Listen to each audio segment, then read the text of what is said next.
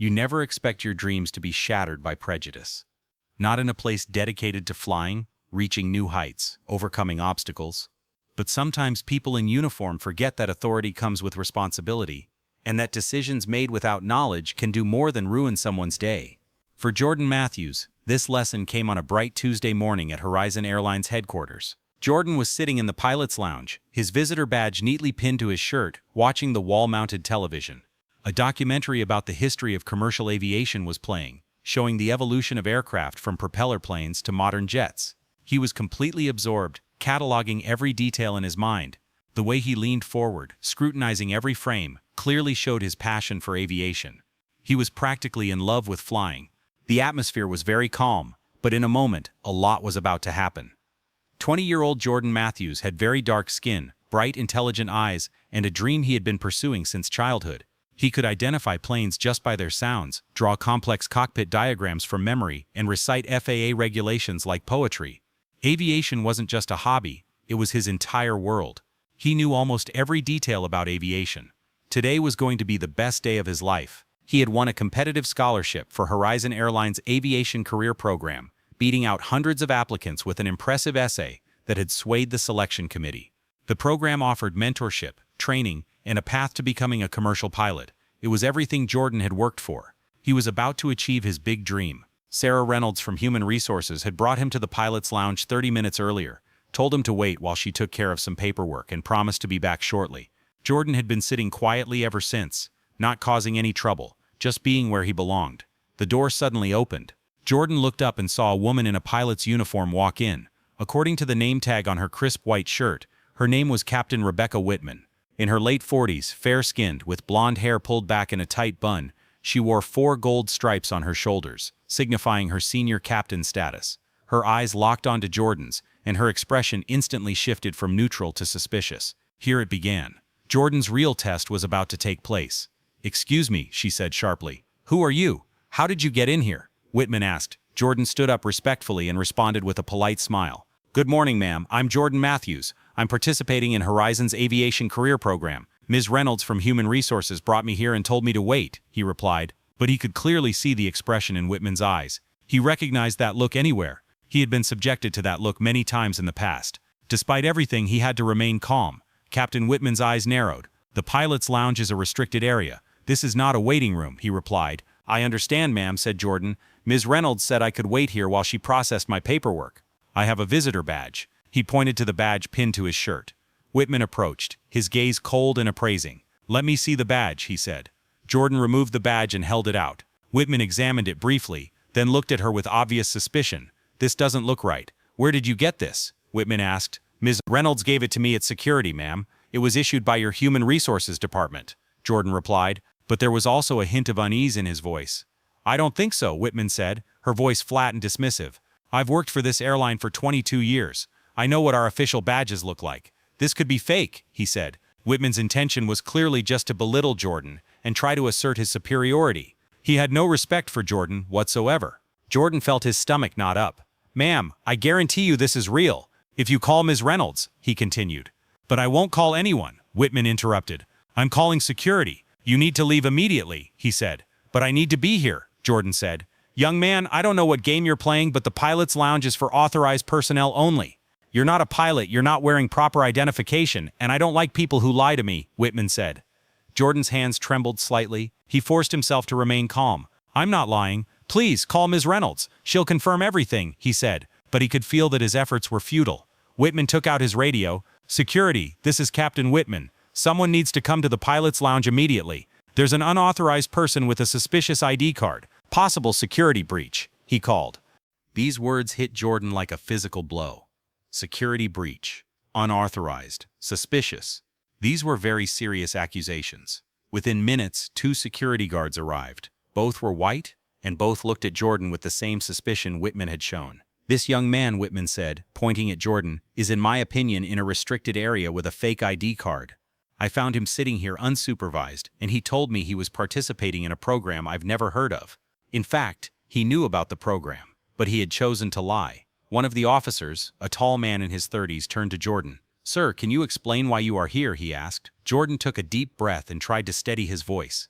I won a scholarship for Horizon Airlines Aviation Career Program. Miss Sarah Reynolds from Human Resources brought me here and told me to wait. She said she'd be back in about 30 minutes. That was half an hour ago, he replied. The officer exchanged glances with his partner. Do you have any other identification? He asked again. The officers tried to verify something. Yes, sir, Jordan said, pulling out his driver's license and university student ID. I'm a junior studying aviation management at State University. This program is part of my degree program, he said. Everything seemed legal and normal. Whitman said sarcastically, I've been working for this airline for over 20 years. I've never heard of an aviation career program that allows random students to sit unchecked in the pilot's lounge. I'm not random, Jordan said quietly. I earned this spot. I competed against hundreds of applicants. Of course you did, Whitman said sarcastically. She turned to the security guards. Take him out, and I want this incident reported to management. We cannot allow unauthorized persons roaming around in secure areas, she said. She wanted to have the officer's support behind her. That way she could treat Jordan however she wanted.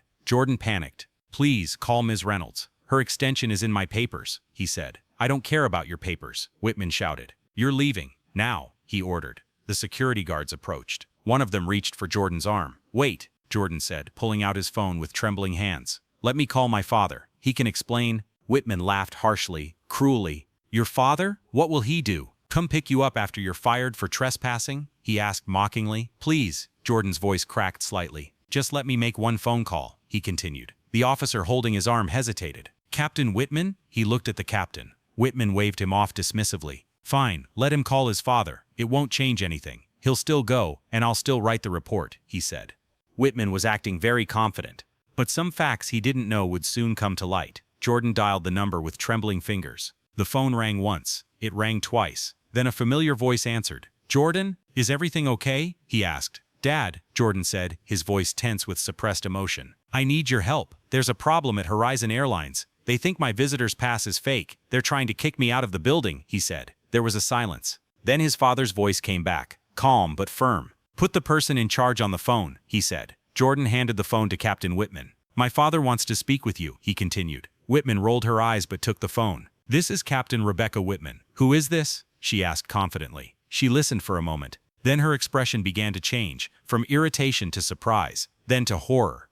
Yes, I understand, but... He swallowed with difficulty. Yes, ma'am. Right away, ma'am, he continued. His hands trembling, he handed the phone back to Jordan. His face had gone pale. Who? He cleared his throat. Who exactly is your father? He asked. Jordan took the phone back, his own shock evident. Dad, what did you tell him? He asked his father. His father's voice was measured. I told him who I am and that he's going to have a very bad day. Stay there, Jordan. I'll be there in 15 minutes, he replied. The line went dead. Jordan looked at Captain Whitman, whose confident superiority was completely gone. My father is David Matthews, FAA Regional Administrator, he said. The pilot's lounge fell completely silent. Captain Whitman's face turned white. Security guards looked at each other with concern. In the hallway, a pilot watching the scene audibly held his breath. The FAA? Whitman stammered. Your father, he continued. The person who oversees compliance with safety regulations for all airlines in this region, Jordan finished quietly. The person with the authority to ground planes, suspend licenses, and investigate discrimination complaints, he said. Whitman opened his mouth, closed it, opened it again.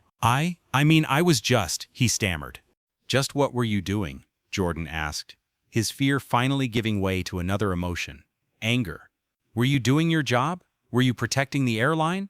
Or were you making assumptions based on my appearance? He asked a barrage of questions. It's not like that.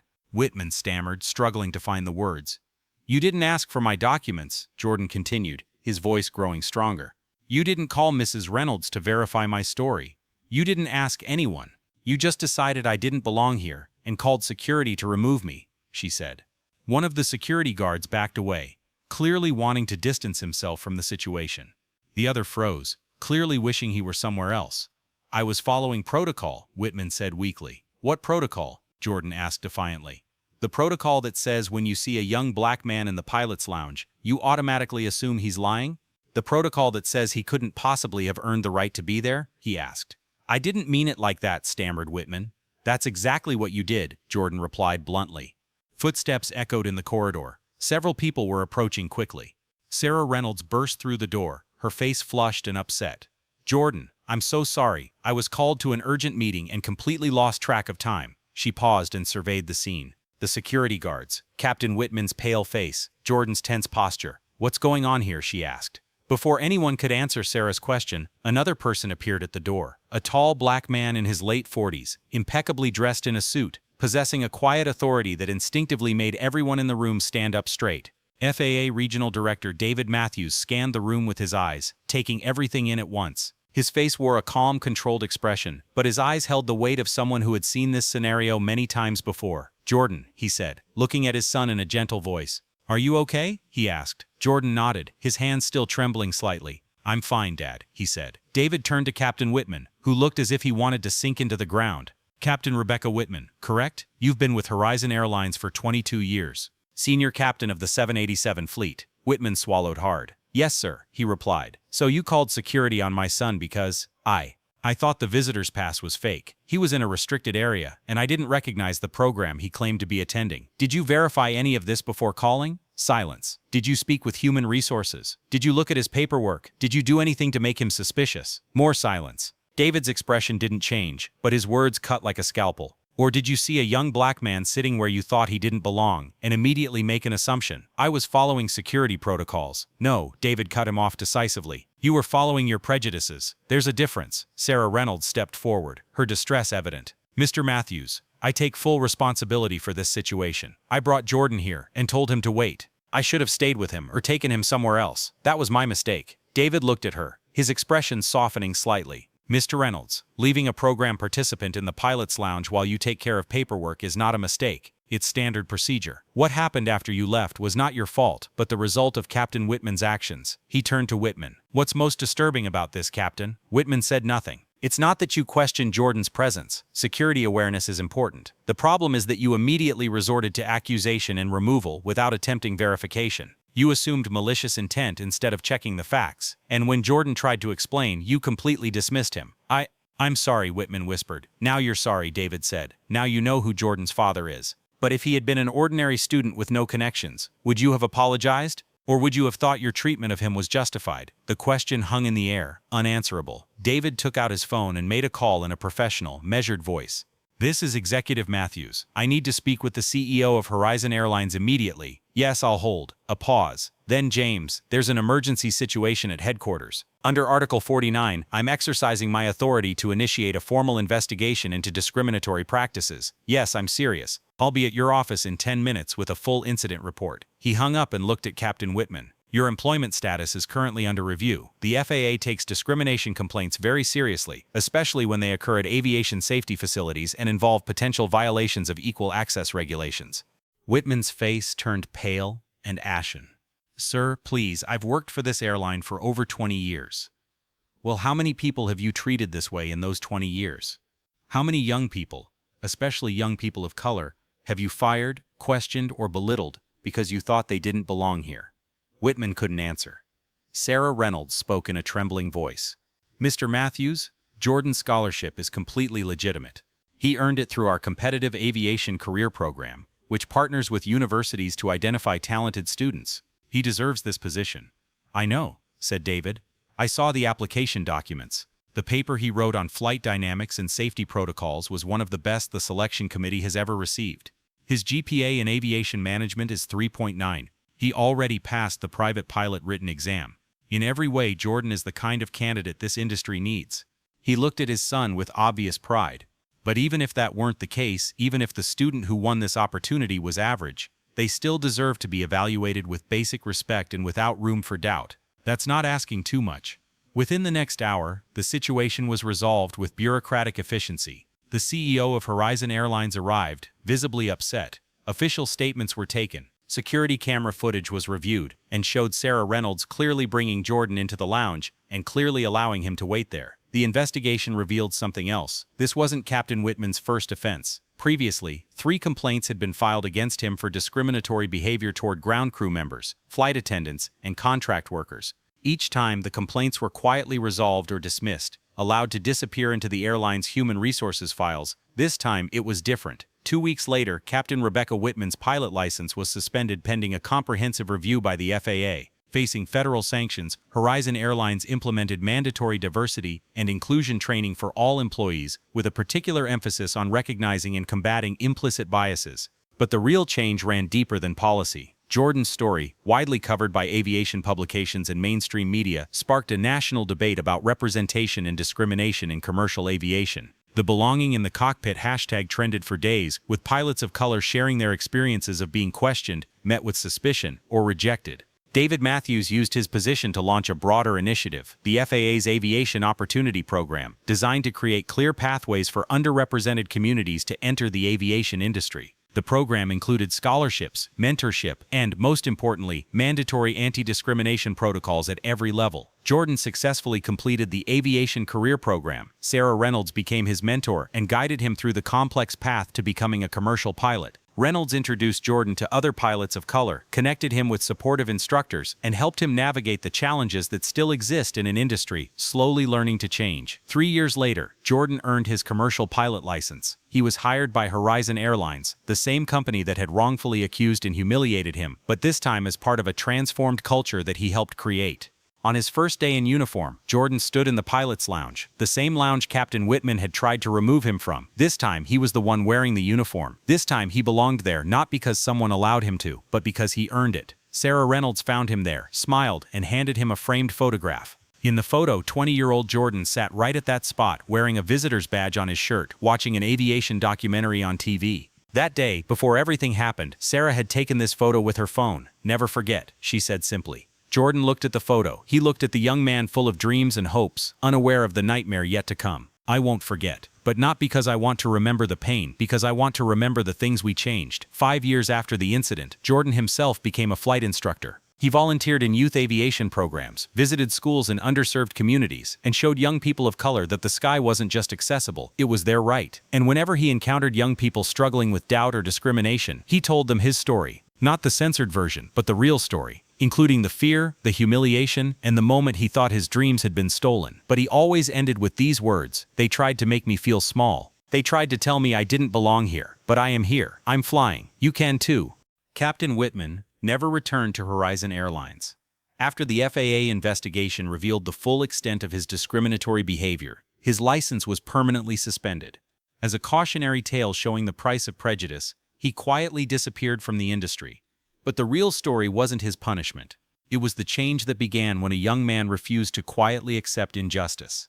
David Matthews continued his work at the FAA, but now with a new purpose. Every policy change, every new initiative, every conversation about diversity and inclusion reminded him of the look on his son's face in the pilot's lounge that day. Fear, shock, pain. No parent should ever have to see that. No young person should ever have to experience that. Jordan often thought about that day, the worst and best day of his journey. The worst because it showed how cruel people could be when prejudice drove their actions. The best because it showed that change was possible when people refused to remain silent. On the 10th anniversary of the incident, Jordan was invited to speak at an aviation industry conference. He stood before hundreds of pilots, executives, and regulatory officials and told his story once more. 10 years ago, he began, I was 20 years old and sitting in the pilot's lounge where I belonged. Someone thought I didn't belong there. Someone called security. Someone tried to make me think I was the problem. He paused for a moment and looked at the audience. But I wasn't the problem. The problem was prejudice. The problem was assumptions. The problem was not wanting to look beyond skin color and see the person for who they are. Today, I am a captain flying international routes. I mentor young pilots. I am proof that the sky is big enough for all of us. But I also remind them that we cannot stop fighting to make that happen. Because right now, somewhere, another 20-year-old sitting where they belong is being told they don't belong there, and we need to stand up and say, yes, you do belong there. The applause was thunderous. After her speech, a young black woman approached her, perhaps 19 years old, wearing a student pilot pin. Captain Matthews, I just wanted to say thank you. When I wanted to give up, your story gave me courage. Jordan smiled. Why did you want to give up? Because someone told me I didn't look like a pilot. They said I'd never make it. Jordan's expression grew serious. Well, what did you say? The woman stood up straight and looked him in the eye. I said, watch me. Jordan laughed, a hearty, cheerful laugh. That's exactly what you should have said. Now go and prove them wrong. As the young woman walked away with determination, Jordan felt something settle in his chest. The pain of that day 10 years ago would never completely disappear. But that pain had turned into something powerful, something that radiated outward and changed lives. That was what justice was. Not revenge, not punishment in and of itself, but change. Real, lasting, meaningful change. change that would ensure future generations wouldn't have to fight the same battles. Jordan looked up at the sky through the glass ceiling of the conference center, vast, blue, infinite. There was room for everyone there, and he would spend the rest of his life making sure people knew that.